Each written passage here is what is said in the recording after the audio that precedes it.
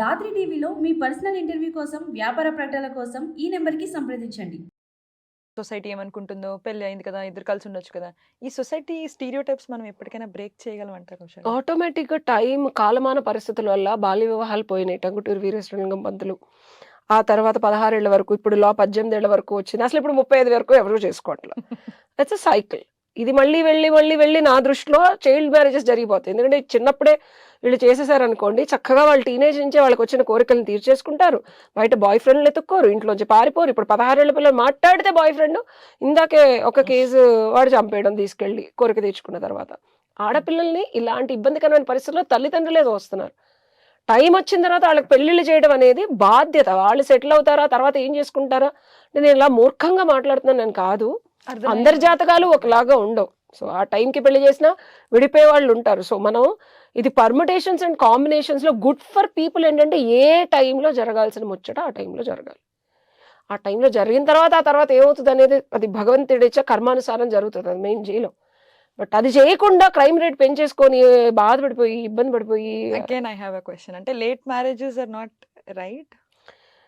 Late marriage అసలు ఎందుకు? See this nothing right or wrong. I'm single now, I'm 40. Okay, this nothing wrong or right. What is good for you as a person individual matters. Okay, మనకు కొన్ని needs ఉంటాయి and కొన్ని wants ఉంటాయి. ఒక regular people, normal people, నేనంతా సాధన చేశాను, నాకు అర్ధనారీశ్వర సిద్ధి ఉంది. My right side of the body vibrates. If at all నాకు సెక్షువల్ డిజైర్స్ వస్తే right side will have sex with left and left will have sex with right. So నాకు ఇంకొక అబ్బాయి అవసరం లేదు. నాకు ఒక 18 ఏళ్ళు సాధన చేస్తే ఆ సిద్ధి వచ్చింది కాయకల్ప చేయడం వల్ల. సో నాకు ఇంకొక అబ్బాయి అవసరం లేదు. అవసరాల కోసం నేను బయట సొసైటీని ఖరాబ్ చేయను. అలా ఎంతమంది ఉంటారు? క్లారిటీ లేక కూడా. సో 1-10 మందితో ఎమోషన్స్ ఒకళ్ళు, ఫిజికల్ ఒకళ్ళు, ఇంటెలెక్చువల్ ఒకళ్ళు, డబ్బుల కోసం ఒకళ్ళు, నేను అవ్వండి నాది నేనే సంపాదించి.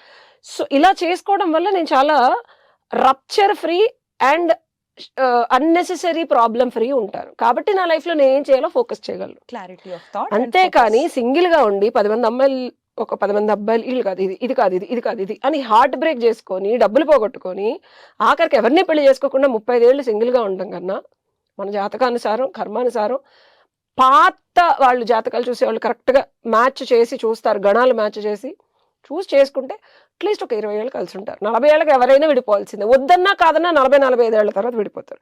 సో బేసికల్గా 20 ఏళ్ళనే ప్రశాంతంగా ఉంటారు. అంతే. ఇంకా individual choice and focus, clarity of thought తో పాటు 35 వరకు ఆగి ఆ తర్వాత ఏదో చేసుకుందాం అంటే ఆఖరికి చేయడానికి కూడా ఏముండదు. అన్నెసెసరీగా రకరకాల మందితో రకరకాల రిలేషన్షిప్స్ కన్ఫ్యూజ్ అయిపోతుంది. మన బాడీలో చిప్ కూడా, మన body has intelligence. So chip gets burnify and unnecessary వైరస్లు వస్తాయి, అది క్లీన్స్ చేసుకోవడం తెలీదు. ఎమోషనల్ వైరస్లు వస్తాయి, అది క్లీన్స్ చేసుకోవడం తెలీదు. ఎవరెవరి ఎనర్జీలో మనం తీసేసుకుని అవన్నీ క్లీన్స్ చేసుకోవడం రాదు. మళ్ళీ కొత్త అమ్మాయి వస్తుంది, అదో షిట్ వేస్తుంది, అది మళ్ళీ కడుక్కోవడం తెలియదు, మళ్ళీ ఇంకో దగ్గరికి వెళ్తాం, దానికి మనం తీస్తున్నాం. ఎండ్ ఆఫ్ ద డే డబ్బులు సంపాదిస్తున్నారు కానీ ఇప్పుడున్న society you are not living happily. నేను ఈ క్షణంలో చచ్చిపోయినా I'm so fulfilled in my life. అది నా గొప్పతనం కాదు, బికాస్ ఆఫ్ మై గురువులు. నా జీవితంలో నేను ఏంటి చేయాలన్నా, మేడం మీకు ఇంట్రో ఏం చెప్పాలి అని అడిగాను. I did BCA, MSc Computers, MA Yoga, Fashion Designing, and Image Consulting, ICBI, and then Advocacy. So it's not easy to do whatever I did. And US వెళ్ళాను, యూఎస్లో కంపెనీ పెట్టొచ్చాను. నాకు ఏది కావాలంటే అది మా గురువులు చెప్పింది ఒకటే, కోరిక అనేది వచ్చినప్పుడు సప్రెస్ చేసుకోగలిగితే చేసుకో ఉషా. సాధన ద్వారా కర్మల్ని క్లీన్ చేసుకో. ఇంకా నువ్వు ఎంత సాధన చేసినా ఆ కోరిక ఇంకా నిన్ను హాంట్ చేస్తుంది అనుకో, పూర్తిగా ఫుల్ ఫ్లెడ్జ్డ్గా అది చేసి. నన్ను ఇదే మీడియా 7-8 ఏళ్ల క్రితం నన్ను రోడ్డు మీద పడేసింది, బట్టలు ఊడదీసి నగ్నంగా నించోబెట్టింది. ఆ రోజు డిసైడ్ అయ్యా, అన్యాయంగా ఒక అమ్మాయి, బాగా డబ్బులున్నోళ్ళు చంపేశారు కూడా చాలా మంది. డబ్బులున్నోళ్ళు అమ్మాయిలు, లవ్ చేసినోళ్ళు, ఇన్ఫ్లుయెన్స్ ఉన్నోళ్ళు అమ్మాయిలు చనిపోయారు. సినిమా యాక్టర్లను కూడా చూసాం.